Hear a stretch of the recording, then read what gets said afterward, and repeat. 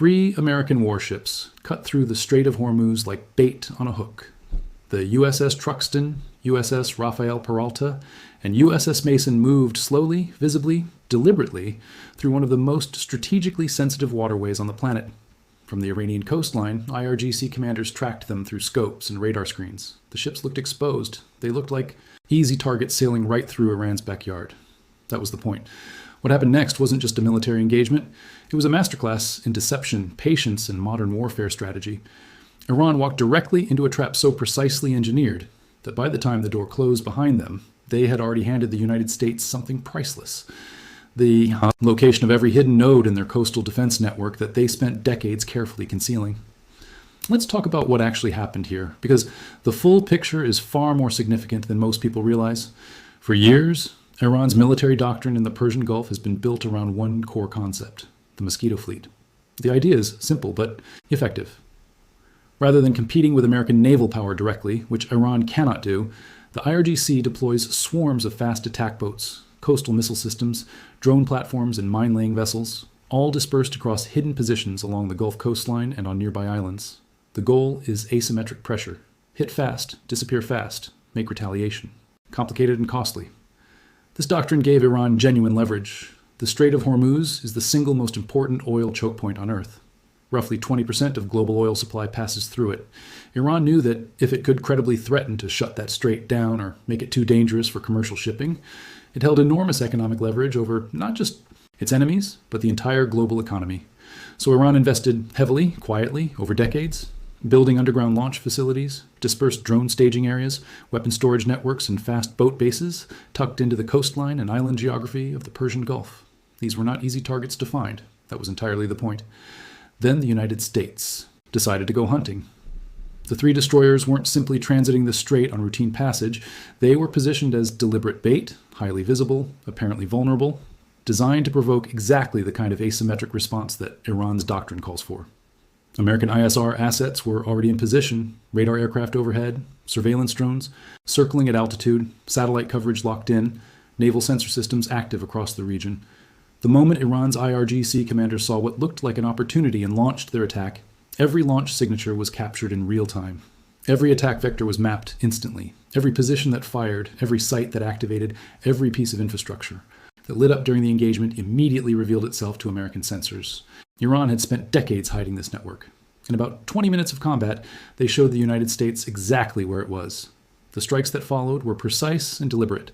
Reported targets included IRGC-linked positions on Qeshm Island, Bandar Abbas, Bandar Khomeini, and Sirik.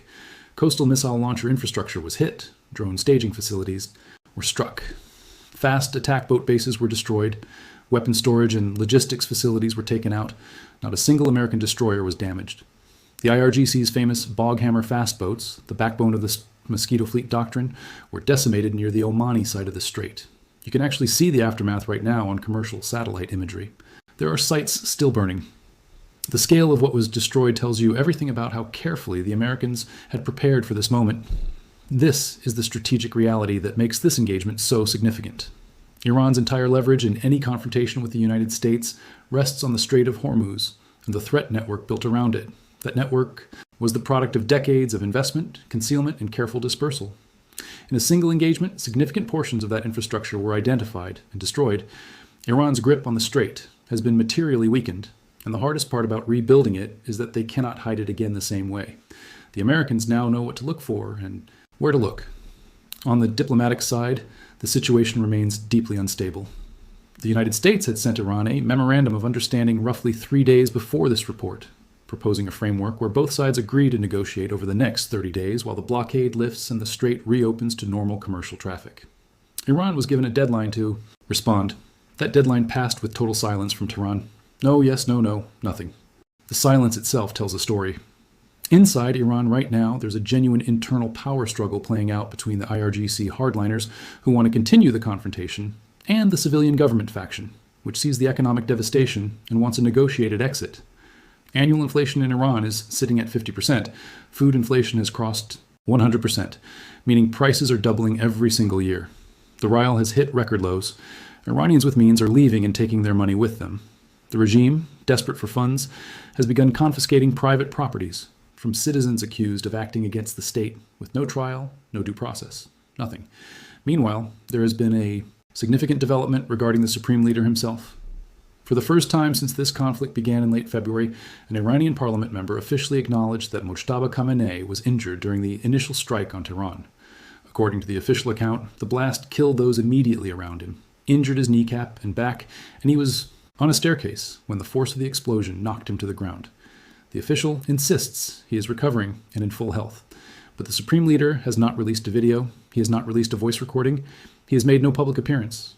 If the IRGC's silence on his condition was genuinely about security, you would expect a blanket lockdown on all senior Iranian leadership.